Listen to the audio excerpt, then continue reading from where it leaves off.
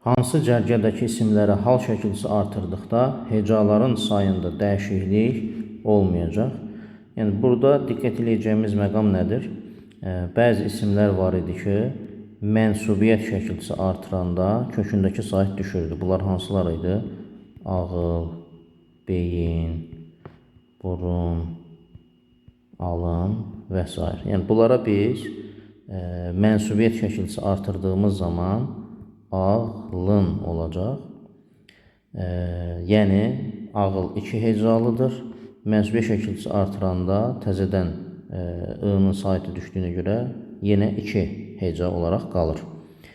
Bəzi sözlər var idi ki, həm mənsubiyyət şəkilçisi artıranda, həm də hal şəkilçisi artıranda kökündəki sayt düşür. Bunlar da isim, cisim, qisim, sinif, şəkil və s. tipli sözlər idi.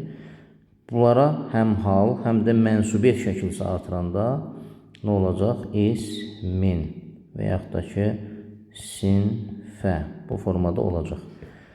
Hal şəkilçisi artırdıqda hecaların sayında dəyişiklik olmayacaq. Təbii ki, burada saitlə başlayan hal şəkilçisindən söhbət gedir. Deməli, burada da sinif və nəsil həmin tipdən olan sözlərdəndir. Ağıl dəyişiklik olmayacaq.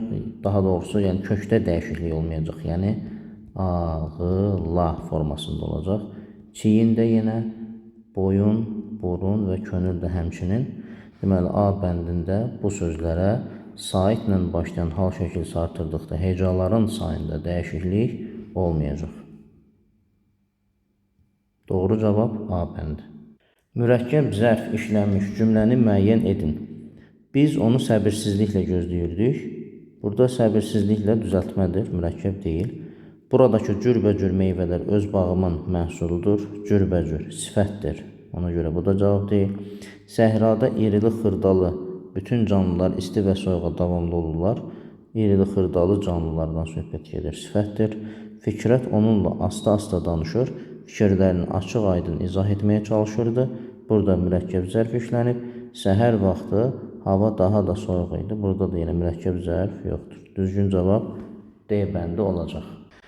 Verilmiş cümlələrdən hansında ayrılıqda kim sualına cavab verən isim cümlə daxilində nə sualına cavab verir?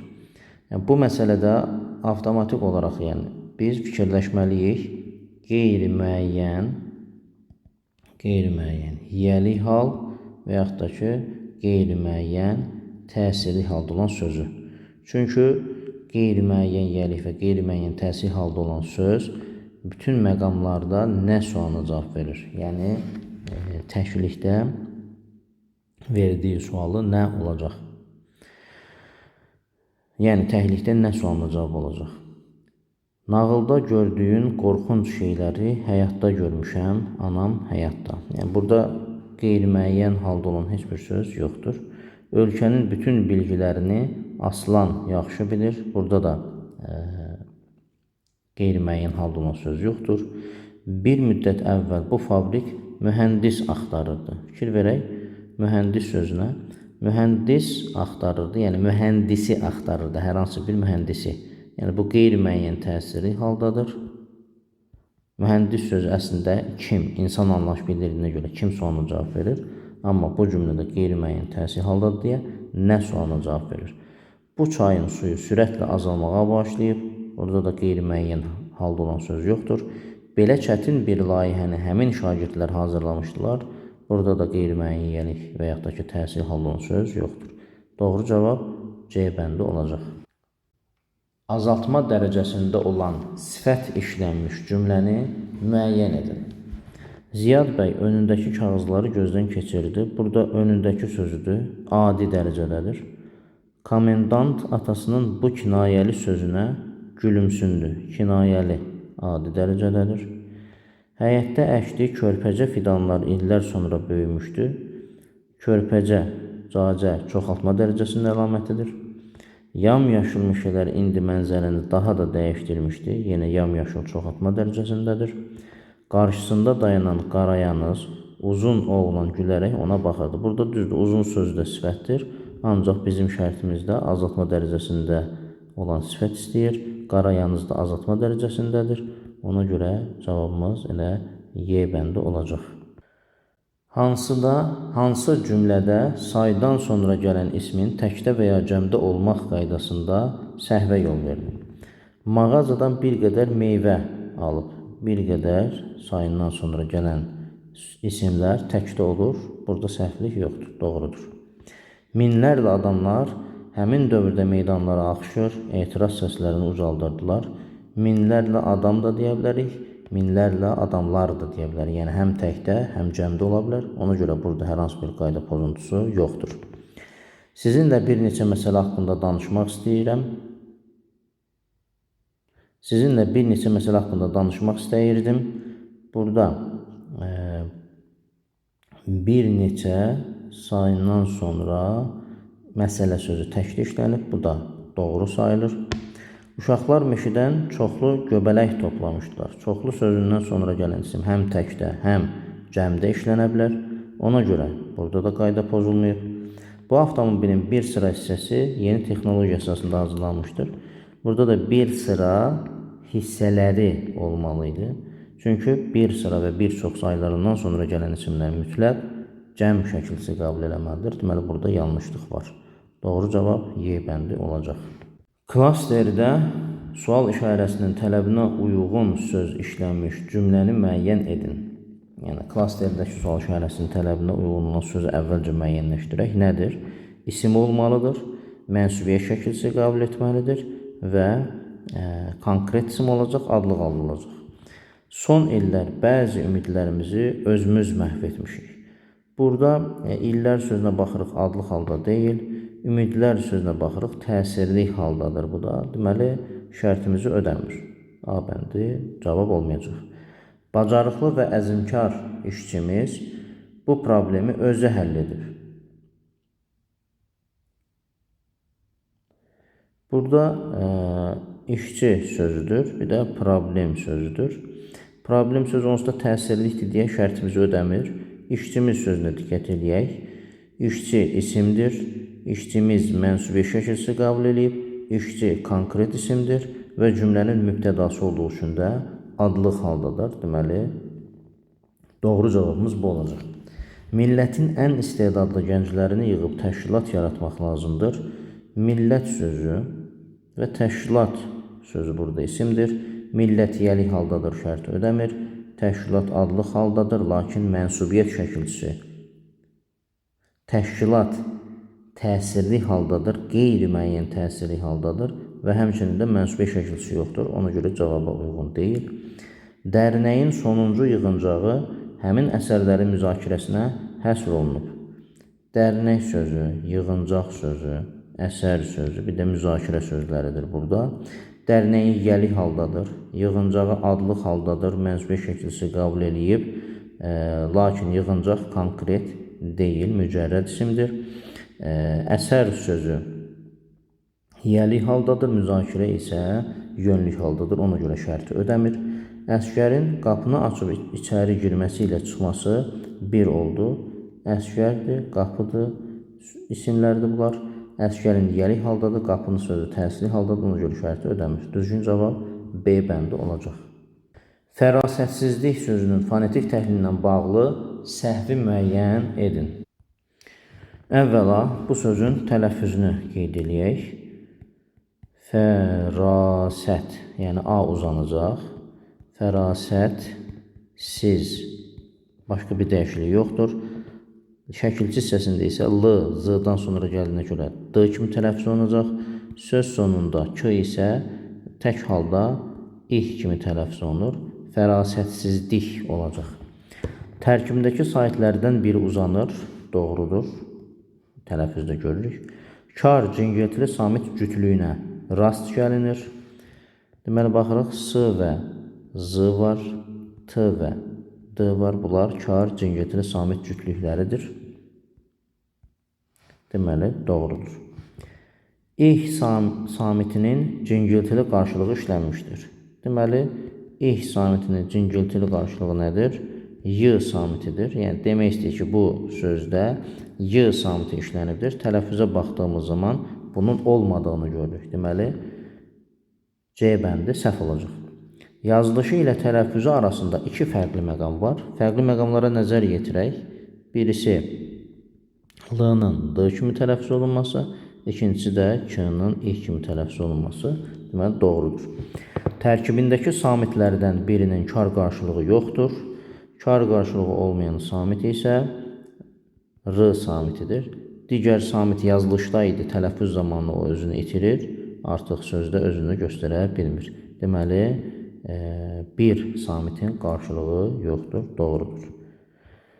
Düzgün cavab C bəndi olacaq.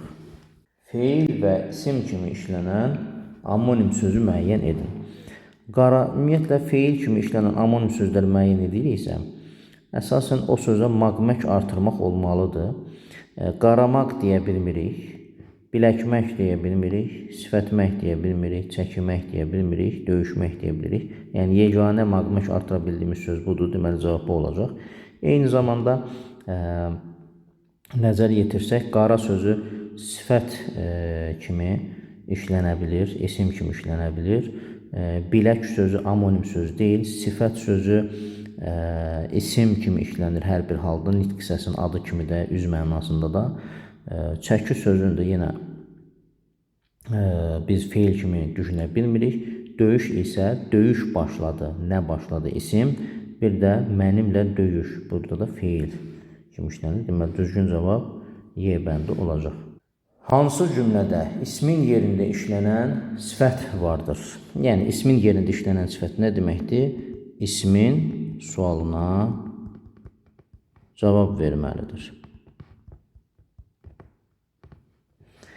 Şəhərdəkilər belə bir hadisənin şahidi olmamışdılar. Buradakı sifətə diqqət edəsək, şəhərdəkilərdir. Təhlikdə əslində şəhərdəki başlanğıc form olaraq hansı sualına cavab verir?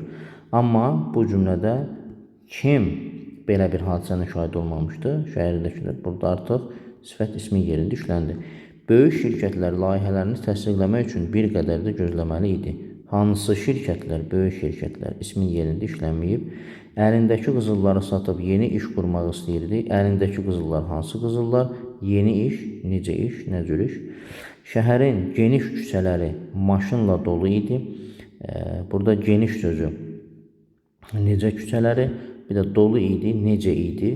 Burada da yenə ismin sualına cavab vermədi. İndi hündür binalar daha da çoxalmaqdadır. Necə binalar? Hündür binalar. Burada da yenə ismin yerində işlənməyib. Doğru cavab A bəndi olacaq. Hansı saylardan sonra numerativ söz işlənə bilər? Yəni, burada ən yaxşısı nümunə ilə getməkdir. 10-15 nəfər adam deyə bilərik. 100.000 nəfər adam deyə bilərik. 5-ci nəfər adam deyəmirik. 100 minlərlə nəfər adam demək mümkün deyil. 7-8 nəfər adam demək mümkündür. Yəni, burada nümunə ilə də gedirsə, elə cavab tapılır. 1, 2 və 5. Doğru cavab A bəndi olacaq. Mətnə əsasən yanlış fikirdir. Mehmanın oxuduğu məktəb 10 illikdir. Bəli, biz burada mətnin məzmunundan baxırıq ki, görürük ki, ilk dəfə məktəbə gəldiyi vaxtı xatırlayır müəlliməsi. Deməli, məktəbə ilk anası ilə uşaq ikən gəldiyini xatırlayır. Deməli,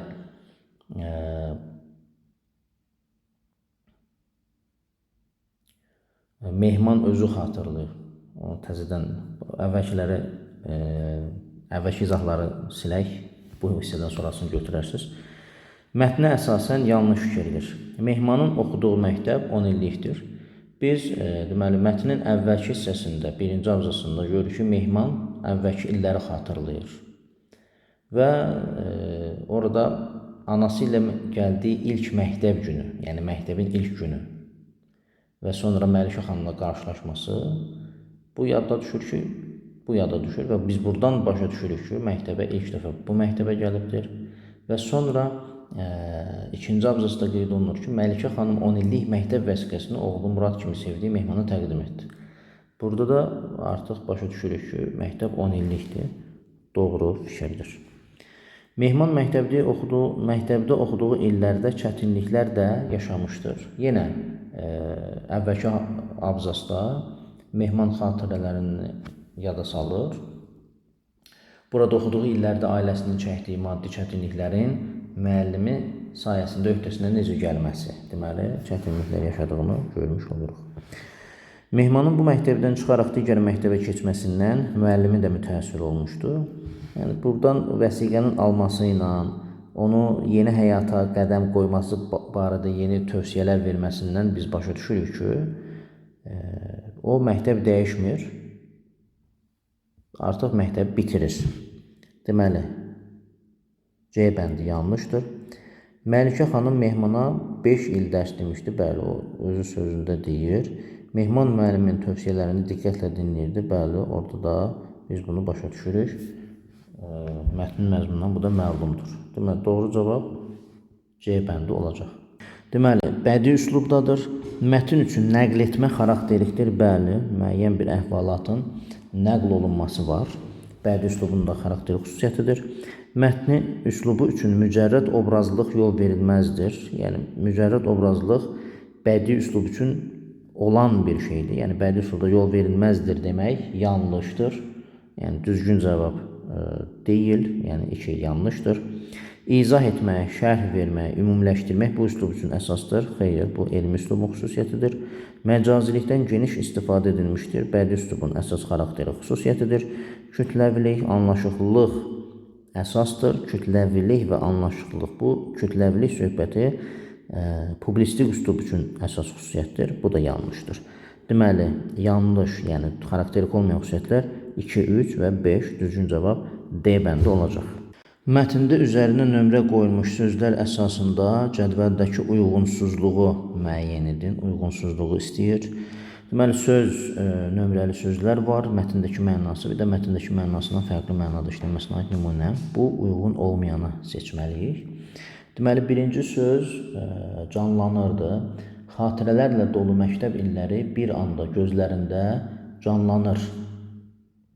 Bu, canlanmaq, gözlərin önündə gəlmək məcazi mənadadır, doğrudur.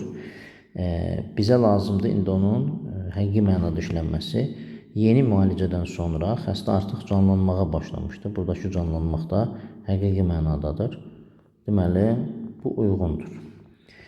İkinci sözə baxırıq. Məlikə xanım 10 illik məktəb vəsiqəsini oğlu Murad kimi sevdiyi Mehmanı təqdim etdi. Burada məktəb vəsiqəsi, məktəbdən söhbət gedir. Burada həqiqi mənada məktəbdən söhbət gedir və məcazi mənalı qarşılıq olmalıdır. Gəray ustanın yanında yaxşı məktəb keçmişdi. Burada artıq ondan sənət əsərlərini öyrənmək mənasında olduğuna görə bu da məcazidir, bu da doğrudur. Üçüncü sözə diqqət edək.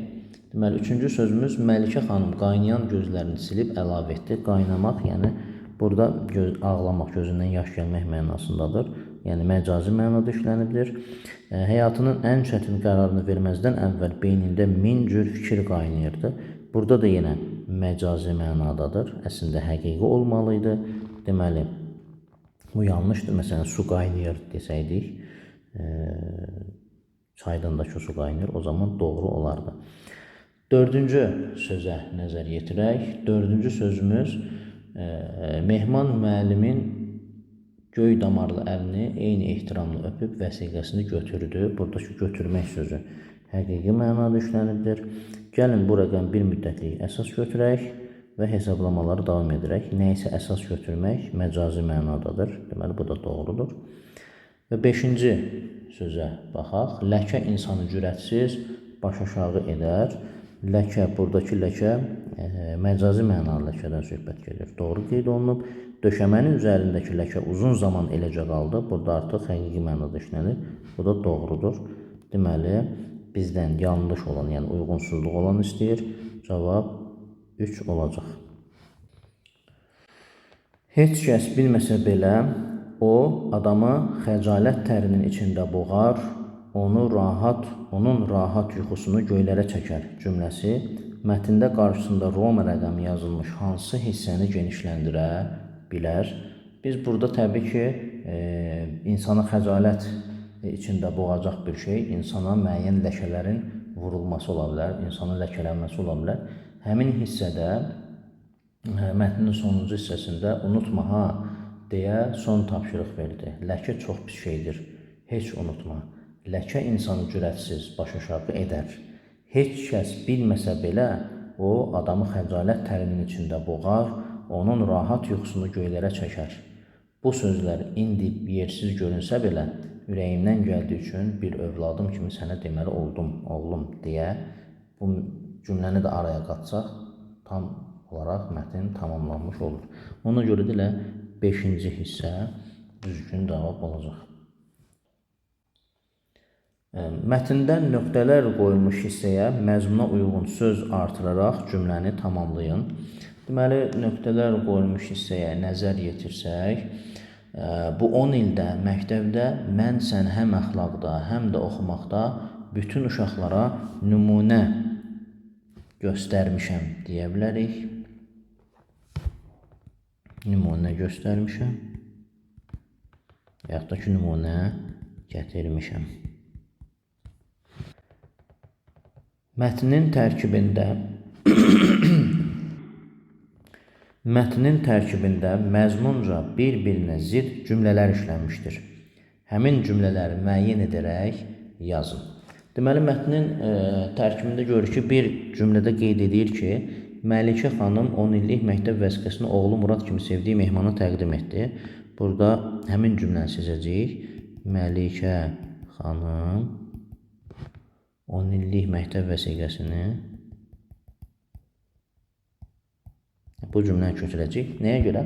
Çünki orada deyir ki, oğlu Murad kimi sevdiyi. Yəni, biz buradan başa düşürük ki, oğlu Murad var ya da ki, Murad adında bir oğlu var. Digər cümlədə isə deyir ki, mənim öz övladım olmayıb.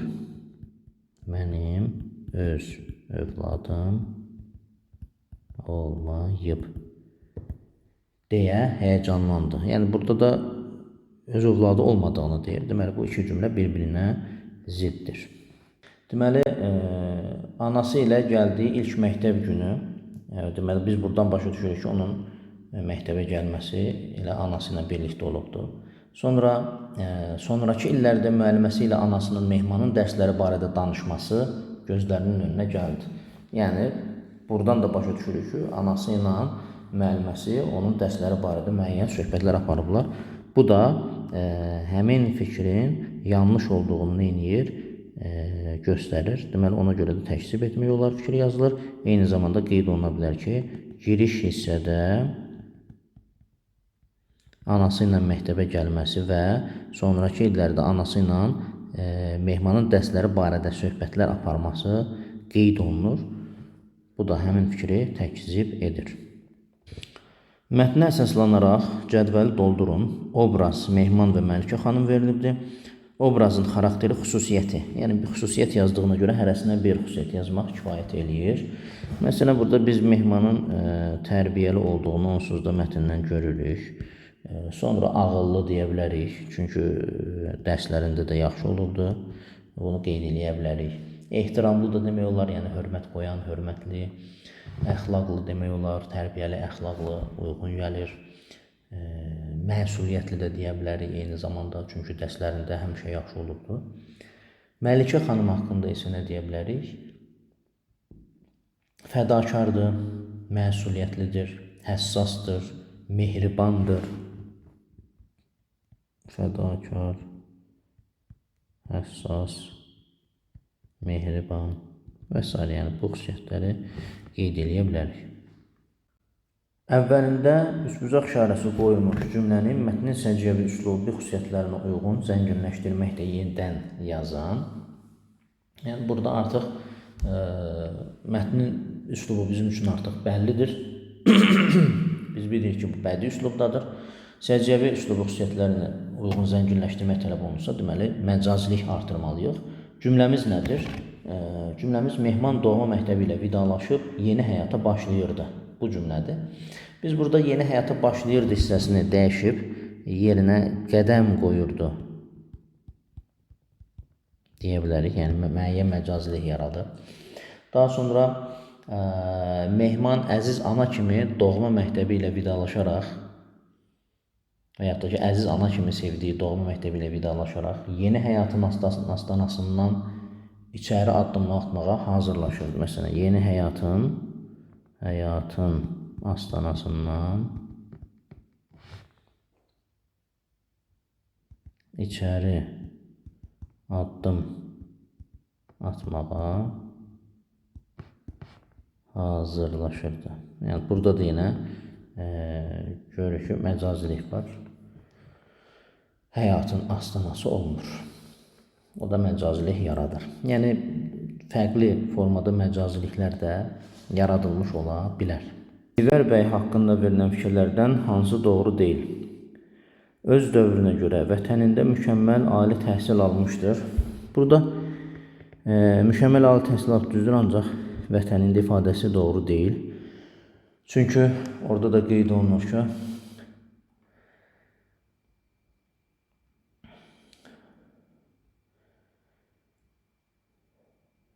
Peterburq 1893-cü ildə Peterburq şəhərindəki Mühəndislər İnstitutuna daxil olan Zivər bəy 1902-ci ildə memar diplomu ilə vətənə qayıdır. Yəni, buradan da məlum olur ki, təhsilini xaricdə alıb. Memar kimi ilk fəaliyyətinə Şamaxıda başlamışdır. Bəli, mətndə də bu qeyd olunubdur. Azərbaycana qayıtması Həsən bəy Zərdabinin rolu olmuşdur. O da mətnin əsas hissəsində var. Nabat xanım dəstəyi ilə şərq ölkələrində memarlıq üslubunu öyrənmək imkanı əldə edir. Bu da doğrudur. Əsas hissədə Təzəbir məscidi onun layihəsi əsasında reallaşdırmışdır. Bu da doğrudur. Deməli, yanlış olan cavab A bəndi olacaq. Zivər bəy Əhmədbəyovun memarlığa marağının yaranması və formalaşmasında hansı amil əhəmiyyətli rol oynamışdır? Biz yenə mətnə qayıdış eləsək, orada qeyd olunur ki, ikinci abzasda Zivər bəyin istedadlı memar kimi yetişməsi təsadüfi deyildi. Anası Tövbə xanımın musiqi, ədəbiyyat və poeziya həvəskarı olması onun gələcək karyerasının formalaşmasında əhəmiyyətli rol oynamışdır. Deməli, anası Tövbə xanımın musiqi, ədəbiyyat və poeziya sahəsində həvəskarı olması. Yəni, düzgün cavab D bəndi olacaq. Cədvələ əsasən uyğunsuzluqları müəyyən edin. Nabat xanım istəyirdi ki, gənc memar Avropada məşhurlaşsın. Bu doğru fikir deyildi, çünki Nabat xanım Azərbaycanın memarlıq abidələrinin daha yaxşı olmasını istəyirdi və belə bir məsələ yox idi. Təzəbbir məscidi üslubuna görə şərqin ən möhtəşəm məscidlərinə bənzəyir. Bəli, doğrudur, çünki məqsəd o idi ki, Nabat xanım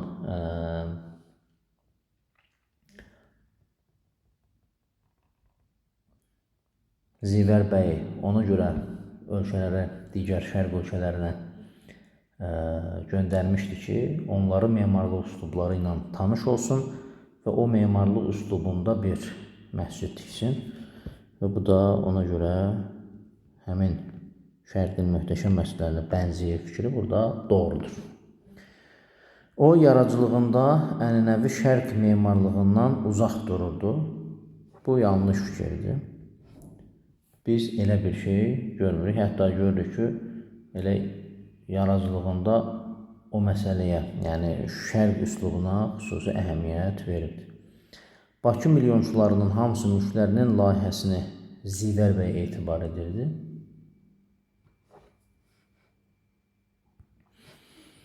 Deməli, mətndə də qeyd olunur ki, Bakı milyonçularının çoxu Avropanın ən məşhur memarlarını Bakı dəvət edib, özləri üçün yaşayış binaları inşa etdirirdilər. Yəni, bu da onun yanlış olduğunu göstərir. Zivər bəy Şamaxıda olarkən yalnız məscidin bərpası ilə məşğul olmur. Bu doğru fikirdir. Çünki mətndə də qeyd olunur ki, Şamaxıya gələndən sonraki məsələdə. Buna görə də o Zivər bəyin nəvəsi xatirəsində qeyd edir ki, bir müddət Şamaxıda qalır, o şəhərin abadlaşması ilə məşğul olur, tamamilə dağılmış Cümə məscidi ilə yanaşı digər tikililərdə yenidən bərpa edir. Yəni bu da doğru fikirdir. İndi uyğunsuzluq istədiyinə görə doğru içərisinə doğrunu, yanlış içərisində yanlış qoyaq və uyğunsuz olan, yəni müsbətin içində mənfini götürəcəyik, mənfinin içində də müsbəti götürəcəyik. Yəni düzgün cavab B bəndi olacaq. Mətnə görə aşağıdakılardan hansı Zivər bəy Əhmədbəyov haqqında dəqiq faktdır? O, Bakıda yalnız ictimai binalar tikmişdi. Bu dəqiq fakt deyil. Ola bilər, amma dəqiq fakt deyil. Amma biz görürük ki, dəqiq fakt istəyirsə, bu konkret əlavə bir münasibət bildirməyəcək bir fikir olmalıdır. Zivər bəy Peterburqa təhsil almağa Həsən bəy Zərdabi göndərmişdi. Bunu dəqiq deyə bilmirik. O 1873-cü ildə Şamaxıda anadan olmuşdur. Bu, yəni mübahisəsiz bir fakt məlumatıdır. Yəni faktdır. Ona görə düzgün cavab C bəndi olacaq. Onun anası Tövfik xanım da memar ixtisasına yiyələnmişdi. Bunu deyə bilmirik.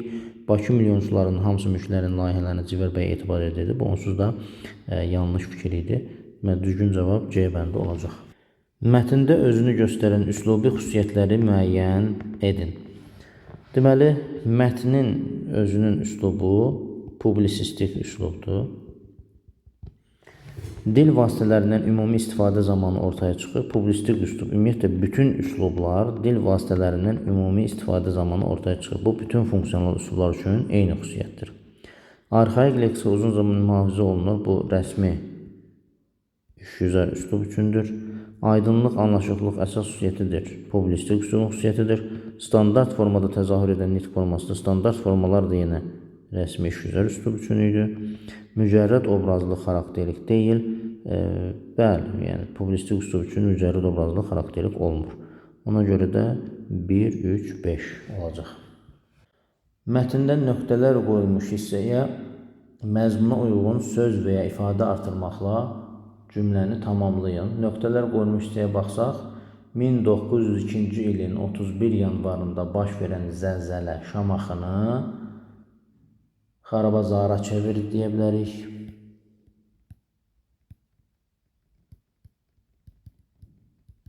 Xarabaya çevirdi ola bilər. Xaraba qoydu deyə bilərik. Viran qoydu deyə bilərik. Viranəyə çevirdi deyə bilərik. Darmadağın etdi və s. Yəni bu formatda bir neçə söz əlavə eləmək mümkündür. Mətnin abzaslarının birində məzmunla əlaqəsi olmayan cümlə işlənmişdir. Həmin cümləni müəyyən edib yazın. Deməli, mətnin əsas hissəsində belə bir cümlə işlənir ki, Məkkə və Mədinə İslam aləminin ən müqəddəs şəhərlərindəndir. Məkkə və Mədinə İslam aləminin ən müqəddəs şəhərlərindən birisidir. Yəni, bunun mətnin məzmunu ilə əlaqəsi yoxdur, əlavə cümlədir. Olmağı bir şey ifadə etmir. Mətndə qarşısına işarələr qoyulmuş sözlər əsasında cədvələ qeydlər aparın. Deməli, birinci söz bağlıdır sözüdür. Tikillər məhz onun adı ilə bağlıdır. Bu, mətndəki funksiya poetikdir, poetik funksiyada. Fərqli funksiyada informativ olaraq işlətmək olar. Məsələn, qapı bağlı idi deyə bilərik. Digər söz birləşdirirdi sözüdür. Deməli, Zivər bəy öz layihələrində Qərbi Avropa və Şərq memarlıq ənənələrini böyük məharətlə birləşdirirdi. Burada da yenə məcazi mənadır, poetik funksiya daşıyırdı. Yəni, bura funksiya yazdığına görə biz bura məcazi və həqiqi yaza bilmərik. Funksiya poetik, informativ və terminoloji yazıla bilər. Və burada poetik oldu. İnformativ işlədə bilərik. Nə deyirik? Qaynaqçı, dəmir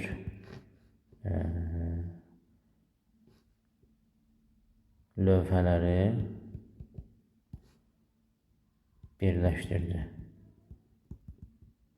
Yəni burada qaynaq eləyərək birləşdirməkdən söhbət gedir. Burada həqiqi mənada işlənir. Daha sonra digər söz üslub sözüdür. Buradakı üslub nədir baxaq. Şərq ölkələrinə göndərir ki, məşhur məscidlərin memarlıq üslubunu öyrənsin. Buradakı memarlıq üslubu, yəni tərz mənasındadır, o da informativ funksiya daşıyır. Bu üslub sözünü biz terminoloji funksiyada işlədə bilərik.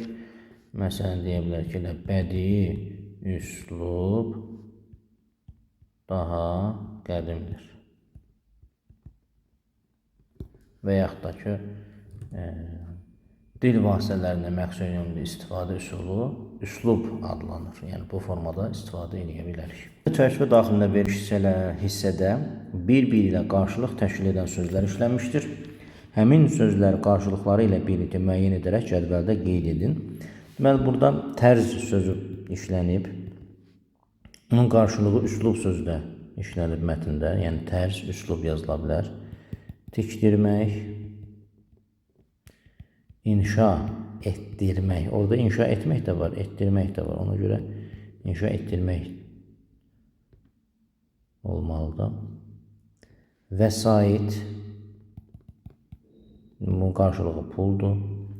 Məşhur sözü var, qarşılığı tanınmışdır. Yəni, həmin abzasda da işlənib həmin sözlər.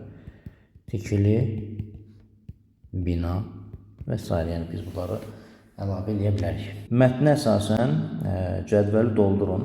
Deməli, bura baxırıq, tərkib hissələr qeyd olunub, sonra plan bəndi qeyd olunub. Bakını bəzəyən tikililərin memarı. Yəni, bu məsələyə baxsaq, görürük ki, giriş hissədə qeyd olunub. Ona görə biz bura ilə giriş yazırıq.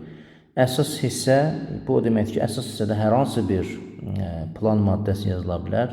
Məsələn, elə karyeranın formalaşmasında ananın rolu deyə bilərik. Və yaxud da ki, məktəb illərindən alınan qərar deyə bilərik.